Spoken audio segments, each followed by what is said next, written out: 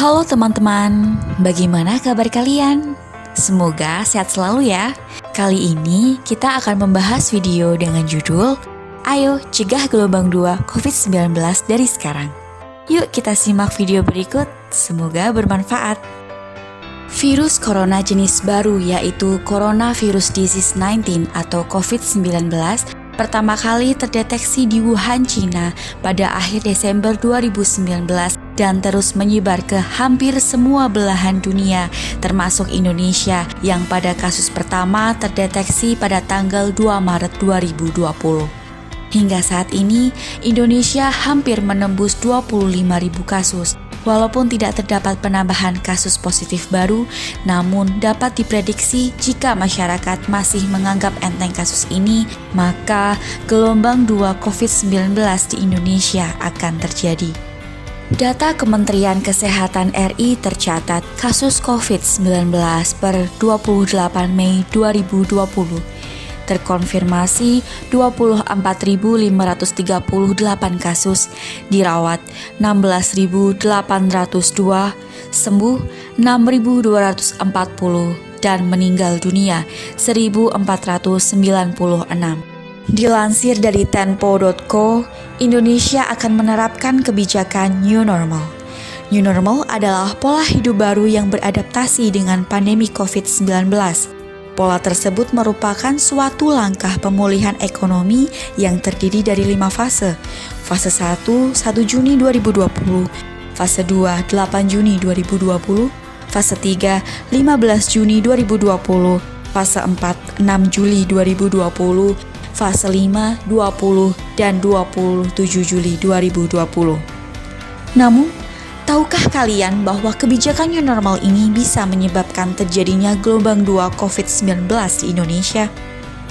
Apa itu gelombang 2 COVID-19? Gelombang 2 COVID-19 adalah situasi suatu wilayah yang telah mencapai puncak kasus, kemudian terjadi fase penurunan. Namun selang beberapa waktu terjadi peningkatan kembali kasus tersebut.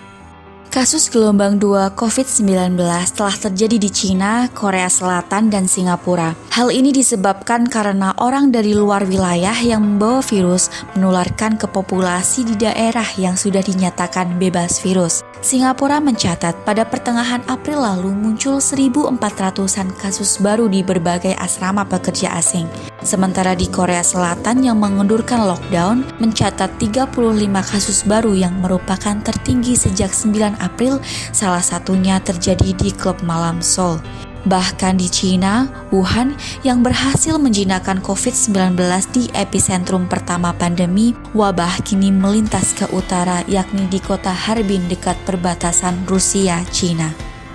Kenapa kita harus mencegah gelombang 2 COVID-19? Masyarakat Indonesia belum mencapai tahap herd immunity atau kekebalan kelompok, sehingga apabila kontrol PSBB dilonggarkan, infeksi COVID-19 mungkin dapat kembali lagi. Indonesia harus waspada karena korban bisa melebihi dari gelombang 1. Lantas, apa saja langkah yang bisa kita lakukan supaya COVID-19 tuntas dan tidak ada gelombang susulan?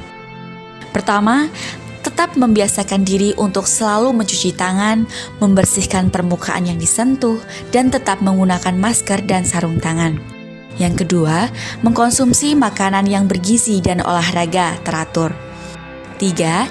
Disiplin menerapkan social dan physical distancing dengan menghindari kerumunan sampai mencapai herd immunity atau kekebalan bersama dari COVID-19 melalui vaksin. Yang keempat, menerapkan kebijakan new normal dengan tertib sesuai dengan protokol yang telah ditetapkan oleh pemerintah.